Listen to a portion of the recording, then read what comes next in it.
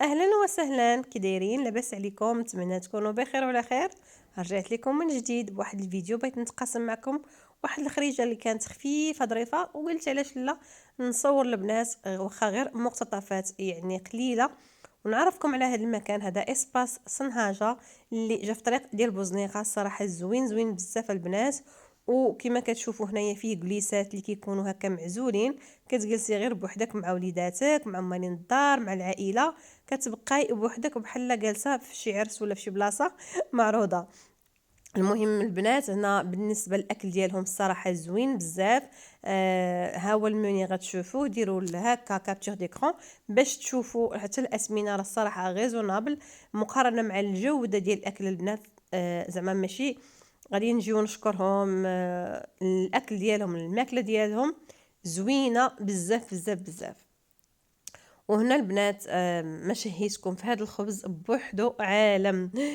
سخون بزاف. هانتوما كيجيبوا لكم دوك الحجيرات، كيكون طيب على الحجر وتتحيدي منه هكا دوك الحجيرات. الصراحه سخون بزاف. هنا خدينا لي بلا كما كتشوفوا ديال الحوت، وهذا ما بغيناش ناخذ المشاوي، بغينا نبدلوا شويه. الصراحه ما ندمناش نهائيا على هذا الاختيار هذا. حتى الفريت انا غادي دابا ان شاء الله نوريها لكم، حتى هي زوينه، كتبان غير من اللون ديالها باش كتعرفيها واش الزيت ديالها نقيه ولا ما نقياش. كتكون صفراء تتلمع، ما كتكونش حمراء. الا كانت حمراء عرفيه راه الزيت معاود ومعاود، كانت صفراء تتلمع عرفيها راه الزيت جديده. مهم بنات انا عجبني صراحه الاكل عندهم، الماكله ديالهم زوينه، وحتى بغيتي تعرضي على شي حد وتخرجي من الروتين ديال الدار، اسباس صنهاجه صراحه غادي يحمر لك الوجه. بعد ما رجعنا البنات هنايا قلت تابعيني تماره نحيدها عليا. غادي ناخذ الفرماج بعد ما حطيته في المجمد واحد 10 ديال الدقائق على ما جمع راسو، وغادي نقطع الانواع بجوج. غادي ناخذ من هذا الزرق هذا جوج ديال الاجزاء او جوج طروفه، وكذلك النوع الثاني حتى هو نفس الطريقه.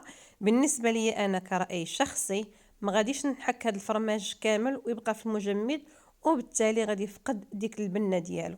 كناخذ طروفه مباشره بعد ما تنقطع هكذا، وكناخذهم تناخذ الفيلم اليمونتير ما تبقى من الفرماج هكا نغطيه باحكام مزيان البنات بحال باقي عنده لومبالاج ديالو، وتنرجعوا للثلاجه عاديه عندي مكان فيه واحد الدرجه ديال البروده، يعني كتكون كتخلي هكا مده طويله محافظه على سواء كانوا اجبان او فرمان، مهم بحال هاد الاشياء هذه ما كتخسر ما والو.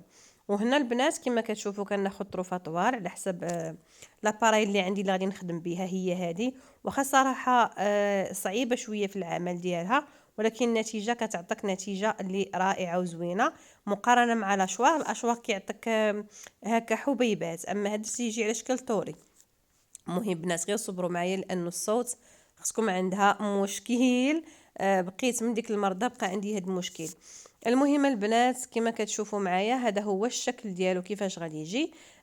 كما كيبان لكم انا غنخلط الانواع بجوج بيهم ونديرهم في ساشي واحد ونخدم بهم، كتجيني هكا سهله، وتقريبا غادي تكون 10 ايام.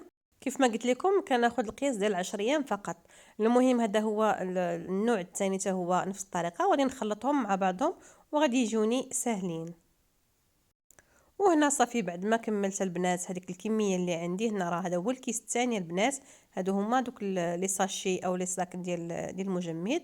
المهم هنا درت الصاك الاول وهذا هي الساشيه الثانيه. غادي ناخذ كل وحده بوحدها، قسمتهم على جوج باش تجيني سهله. مهم حبيباتي تقريبا هاد الكميه هذه راه غادي دير لي واحد شويه المده، فاش غادي نحتاج عاوتاني نفس الطريقه، وغتجي القضيه سهله وصحيه في نفس الوقت. هنا البنات بغيت ندير معكم تجربه ديال الفرماج في الاشواق.